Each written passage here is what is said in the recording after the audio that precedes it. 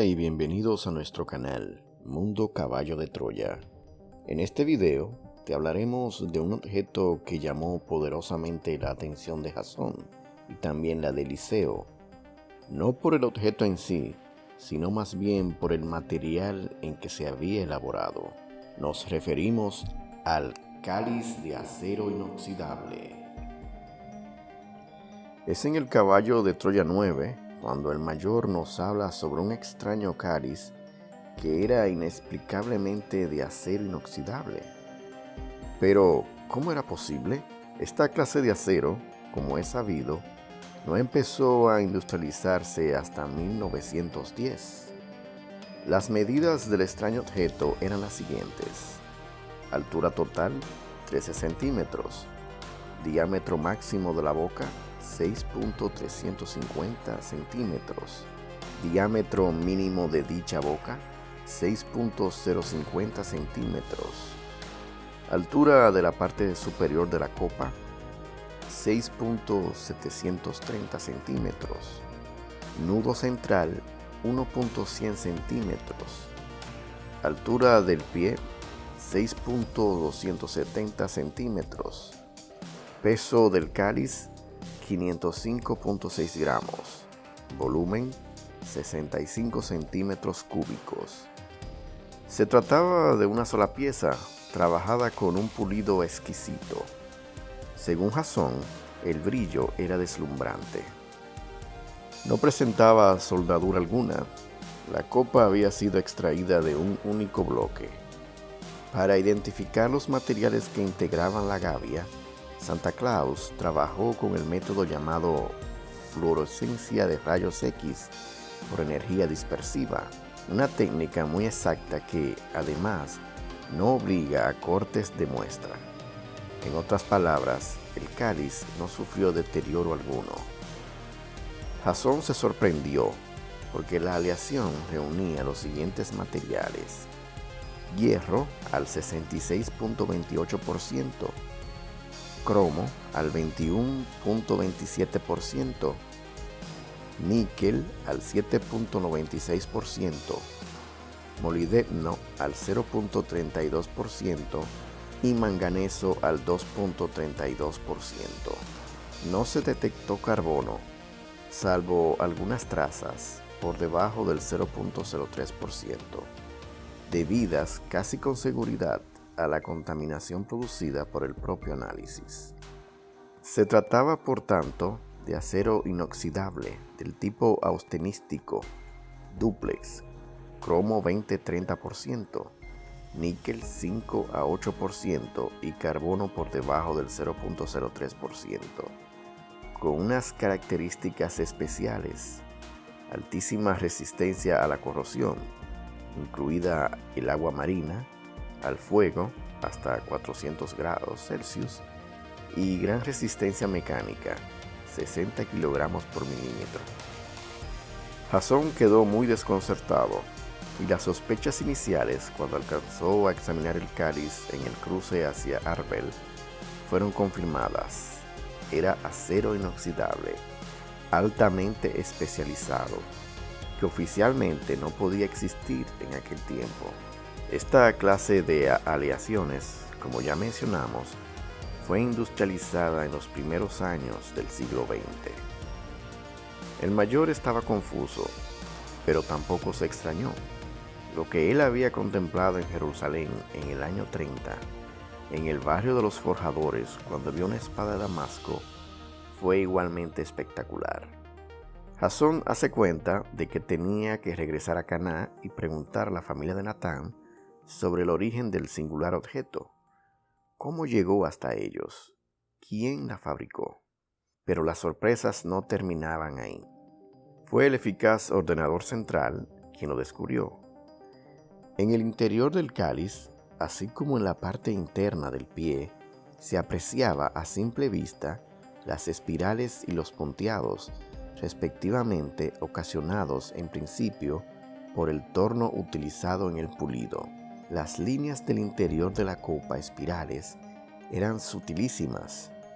Santa Claus distinguió 1668 en el pie En el torno, aparentemente, había trabajado de otra manera, combinando las espirales con el punteado.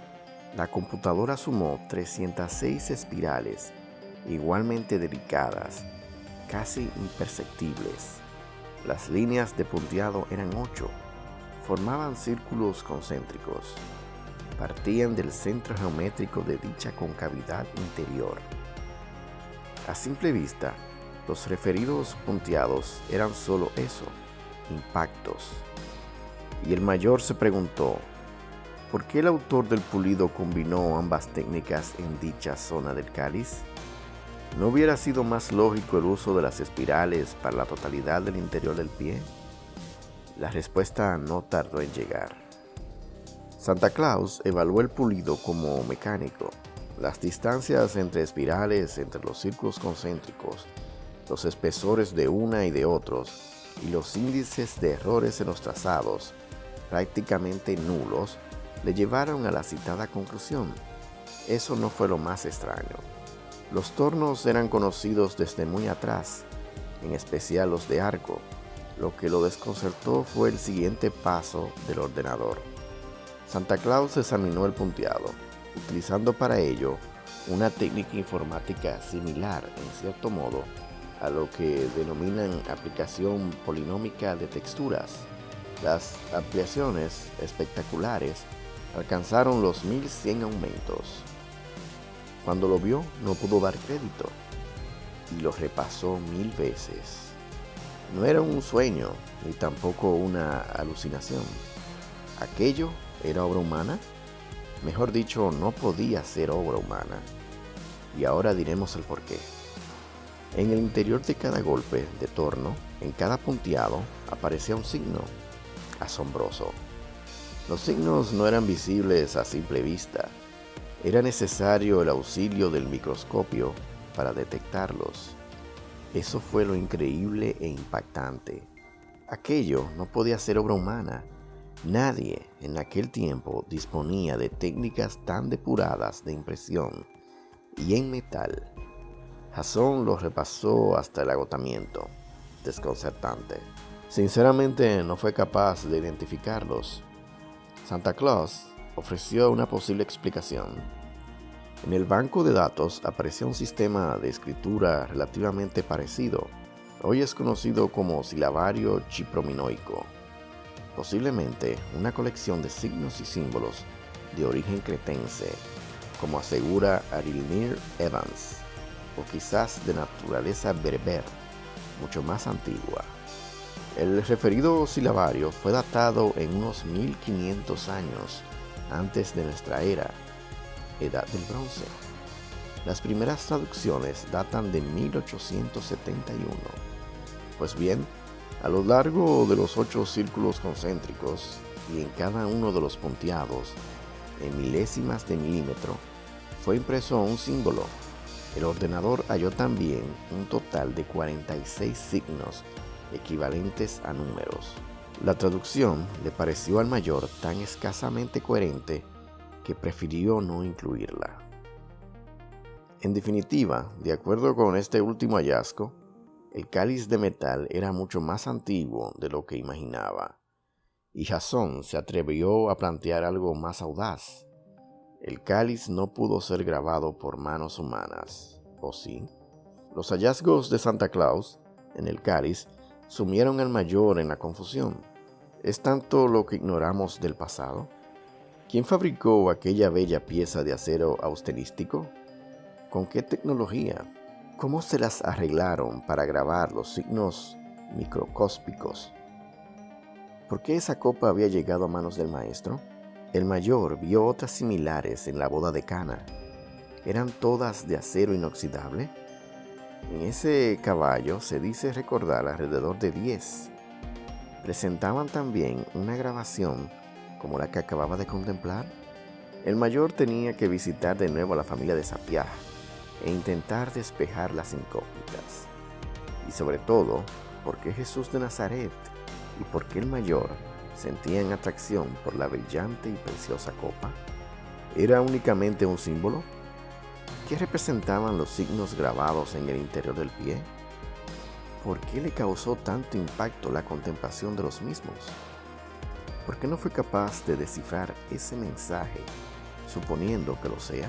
Más aún, ¿por qué el maestro le entregó el cáliz? Podía haberlo guardado en su habitación. Nadie se habría atrevido a tocarlo. Como decía el Hijo del Hombre, quien tenga oídos, que oiga.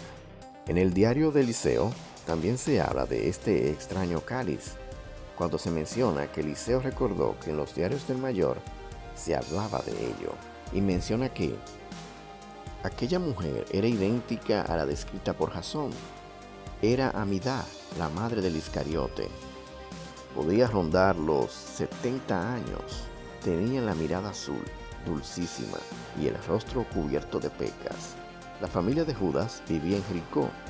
Su padre Simón era un rico comerciante, pero cuando el Iscariote se unió al grupo de Jehohanán, la familia lo desheredó.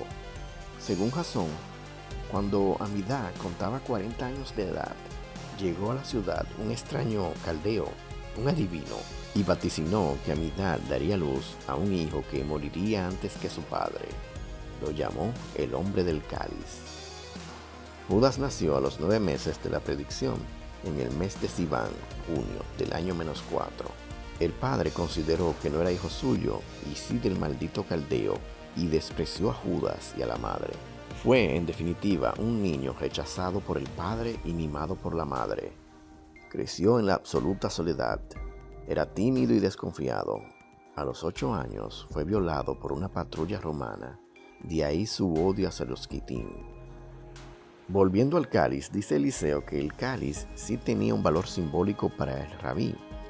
Él lo acariciaba y abrillantaba cada poco, mientras predicaba o respondía a las preguntas de los discípulos y seguidores. Retomando lo que nos dice Jasón de lo que contenía el mensaje numérico, el cáliz tenía unos números que en cuestión son los siguientes. En total, como digo, 46. La secuencia se repetía en el mismo orden, en cada uno de los 8 círculos. Jasón dice que ignoraba el significado. Como se puede observar, no tiene ni ceros, ni ochos, ni nueves. Este me hizo pensar principalmente en el método de conversión de Cagliostro. Así que me puse a intentar descifrar el mensaje con el método de conversión de Cagliostro. Esta vez con una dificultad mayor, ya que la secuencia no tiene separaciones, con lo que se complica la búsqueda de las posibles palabras. El mensaje que he encontrado quedaría representado en estas agrupaciones de números, y son el siguiente. Al ver a Gog, huye al sur. Será la muerte de la mitad de ellos. Lo que no entiendo es el final, de la mitad de ellos. Le he dado alguna vuelta, pero sin sacar más posibilidades. Igualmente es un mensaje en bucle, con 2 características en relación al anterior mensaje. Por un lado debe leerse al revés, y por otro debe traducirse con esta otra tabla de conversión. Ahora dejo a continuación el mensaje descifrado para el que no tenga la intención de hacerlo por sí mismo. Yo, Eliseo, segundo piloto de la operación secreta Caballo de Troya, certifico: en 2027 la Tierra será asolada por un gran meteorito. Los militares lo saben. Tras 9 años de oscuridad llegará él, Micael.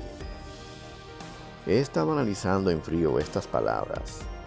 Primer mensaje descifrado, cáliz. Al ver a Gog, huye al sur. Será la muerte de la mitad de ellos. Segundo mensaje descifrado. Yo, Eliseo, confirmo lo que los militares ya saben. Gog se aproxima a la tierra. 1.000 millones de muertos el primer día. Después, hambre y oscuridad durante 9 años. Tercer mensaje descifrado.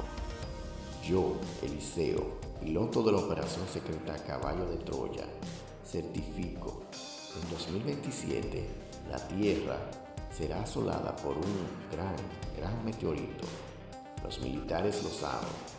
Tras 9 años de oscuridad llegará él, Micael. En el primer mensaje cifrado se puede considerar lo siguiente: el autor no es identificable. Presumiblemente es el manufacturero de la copa. Asume manejar información profetizada, pronosticada o comprobada en tiempo y lugar sobre Gob y su consecuencia más inmediata, y su intención aparente es salvar la vida de un lector ubicado en un punto geográfico que no se encuentra en lo que se llama el sur, para que se dirija hacia allá. El segundo y tercer mensaje son más bien de carácter informativo, con un toque emocional. Su autor se identifica, entrega una información cuya fuente apunta como los militares, aparentemente de nacionalidad exclusivamente estadounidense, y sintetiza los hechos principales a suceder.